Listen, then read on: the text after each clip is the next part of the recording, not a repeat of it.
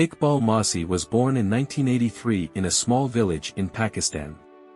His family was extremely poor, struggling to make ends meet. At the age of just 4, Iqbal was sold into bonded labor to pay off his family's debts. His new owners were carpet manufacturers, and Iqbal was forced to work long hours in a dark, cramped factory, weaving carpets by hand. The work was grueling, and the conditions were appalling. Children like Iqbal were not only forced to work, but they were also subjected to physical abuse, threats, and intimidation if they made any mistakes. Iqbal's hands were cut and bruised from the sharp tools used to weave the carpets. He worked for 12 hours a day, and the factory owners promised him that once the debt was paid, he would be set free. But as time passed, Iqbal realized that this would never happen. The factory owners kept increasing the amount of money his family owed, trapping him in a cycle of slavery. Despite the hardships, Iqbal never lost hope. He was determined to get an education, and he dreamed of one day being free. One day, after years of suffering, he finally found a way out. At the age of 10, Iqbal managed to escape the factory. He ran through the narrow streets, looking for help.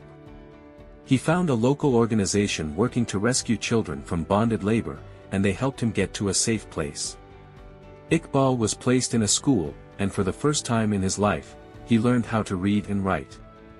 He quickly excelled in his studies, and it became clear to everyone around him that he was not just any ordinary child. His intelligence, determination, and sense of justice were remarkable. Soon, Iqbal became a powerful voice for the millions of children who were still trapped in bonded labor across Pakistan. He began speaking publicly about the horrors of child labor, sharing his own experiences and urging the world to take action. His bravery in speaking out against such a powerful industry inspired many, and he became a global symbol for child labor rights. Iqbal's work gained international recognition, and he was invited to give speeches at conferences around the world. He met with influential leaders, activists, and journalists, sharing his story and calling for an end to child labor. His words were powerful, and people started paying attention to the issue in a way they hadn't before.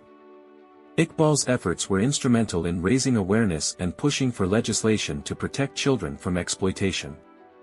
As a result, thousands of children were freed from carpet factories and given the chance to go to school. However, his fight came at a heavy price.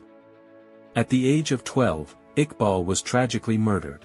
He was shot dead in 1995 under mysterious circumstances, just a few weeks after attending a meeting to discuss child labor.